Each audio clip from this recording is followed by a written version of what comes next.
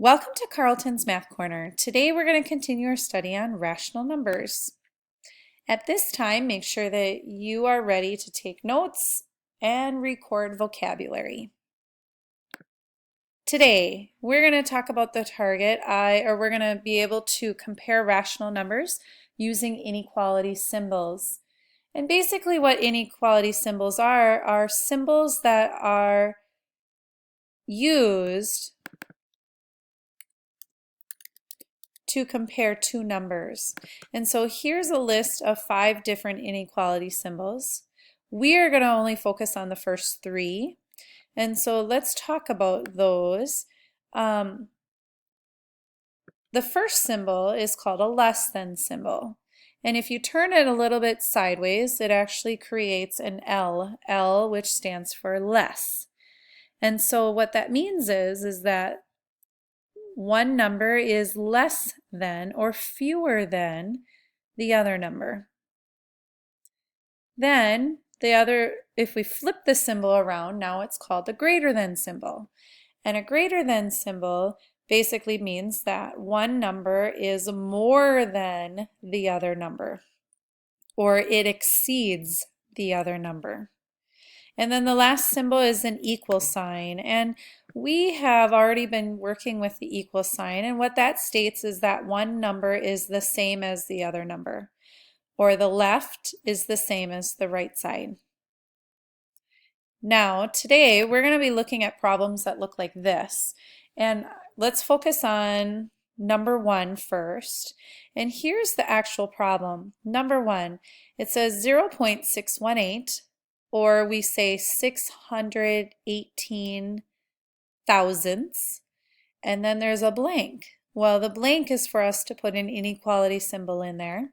And then we have 5/8. So what we're doing is we're comparing this rational number to this rational number. And step number 1 shows us this. What do you notice? What are we doing in step number 1? You are absolutely right. We are changing 5/8 to a decimal. Why do you think we're changing it to a decimal? Yes, so that we can compare it. We need to be able to compare one rational number to another. If I look at these two right now, I really could not tell you which one is greater and which one is less. It's hard to compare them when one's a decimal and one's a fraction. And I will say decimals are the easiest to compare because they have place value. And so if we change everything to decimals, then we'll be able to see, which decimal is greater than the other. And so 5/8 is 5 divided by 8. So 5 divided by 8, I get 0.625. Now, what's step number 2? What's going on in step number 2? Yes, we are lining up the decimal points. And so that means when we line up the decimal points, we line up the place values of our decimals that we are comparing.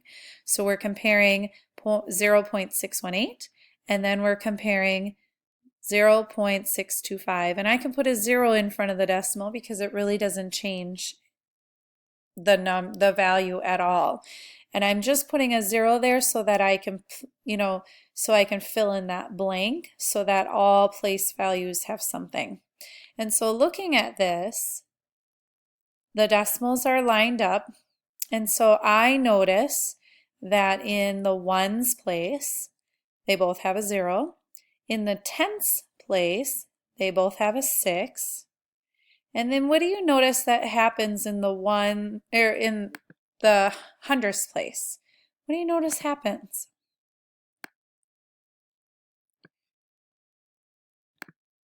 Yeah, it changes. And which decimal has the smallest value? Or in this case, in the hundredths place, which one has the smallest number? Yes, this decimal right here. So they both had a 0, they both had a 6, and then all of a sudden it changes in the hundredths place, and it changes to a 1. So what that means is automatically, because this is a smaller number than this, and everything else is the same before it, that this number is smaller. It's less. And so over here, what do you notice with step number 3? What do these dots mean, these yellow points?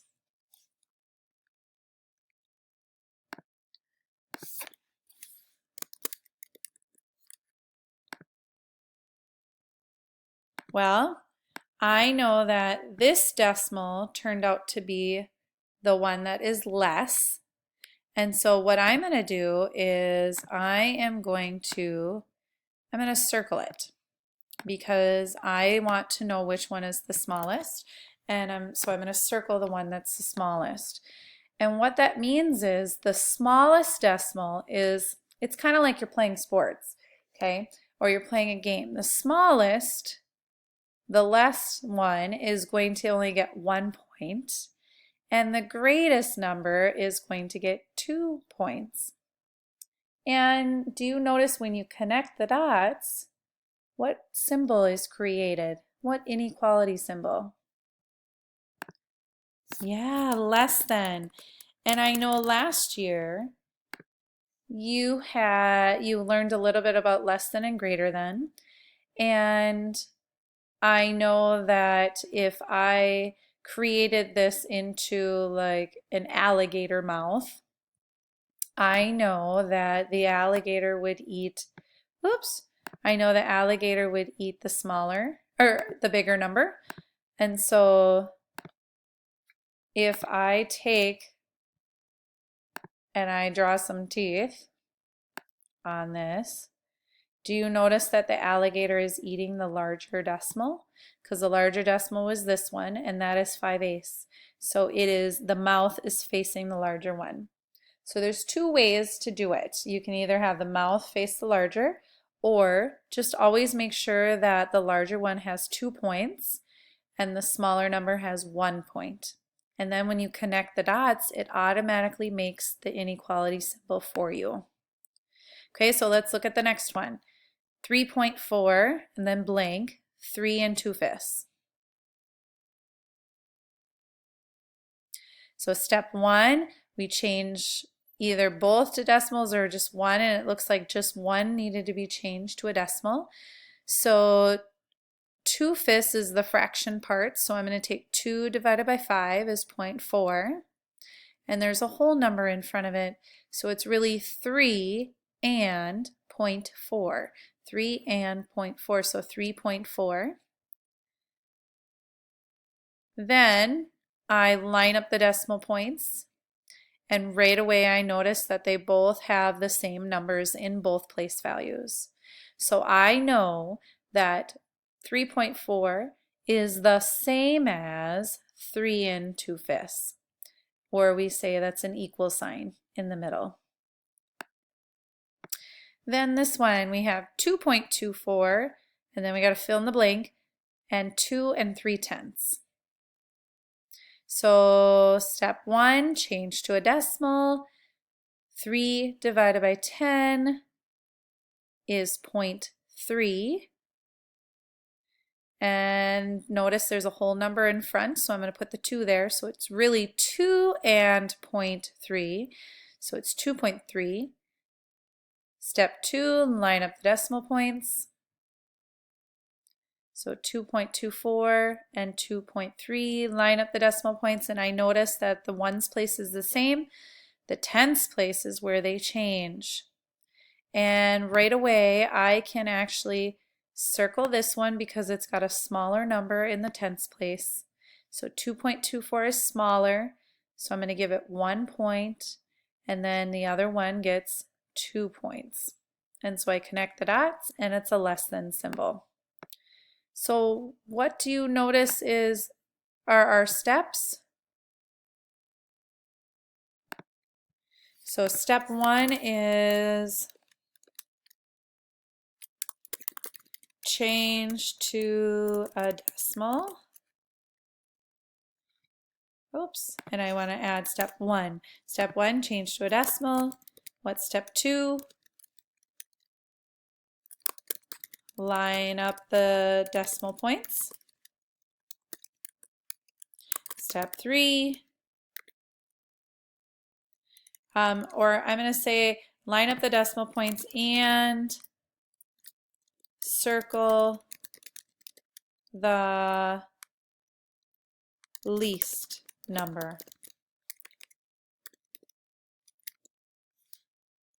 Then step 3, what did we do?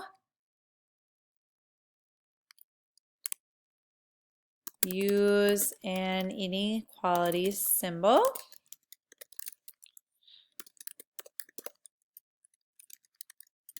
to fill in the blank. 1 point for the least number.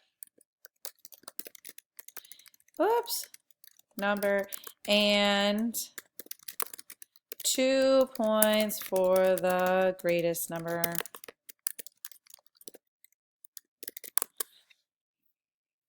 Okay.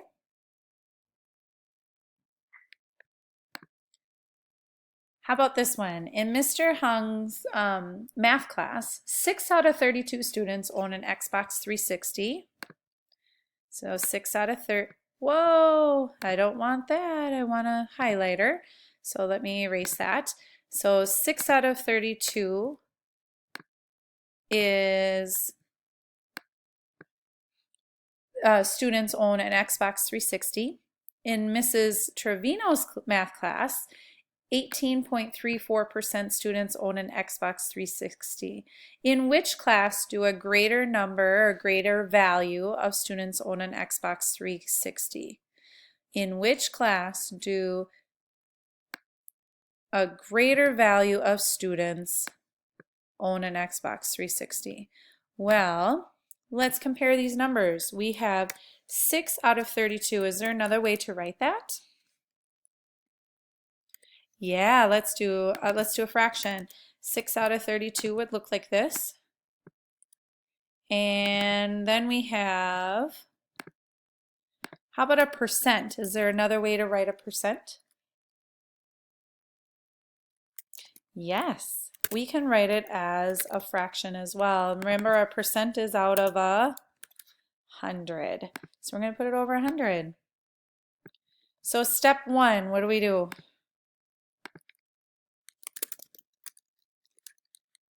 Change to a decimal. So let's change this. 6 divided by 32.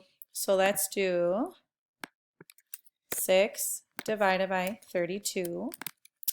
And we get an answer of 0.875. 0.875. Oops, 1875, sorry. And then, how about 18.34? When you divide by 100, what happens to the decimal point? Yes, the decimal point moves itself 2 to the left. Remember that about decimals and percents? And so from a percent to a decimal, I'm dividing by 100. It's moving it 2 to the left. And so my answer is 0.1834. And so at this point, here's my two numbers. So I have decimals now I can compare. So the next thing is to line up the decimal points. So let's line them up. 0.1875 and 0.1834. And if you look at the first two place values, they're the same. The 7 and the 3 is different though. So this one gets 2 points. And this one gets 1. And if I connect the dots, I get a greater than symbol. And so 0.1875 is greater than 0.1834. And I can go like that in the center. At this time, will you try these ticket problems and fill in the blanks with inequality symbols? Thank you so much for joining me at Carlton's Math Corner. I look forward to meeting with you again on our next target.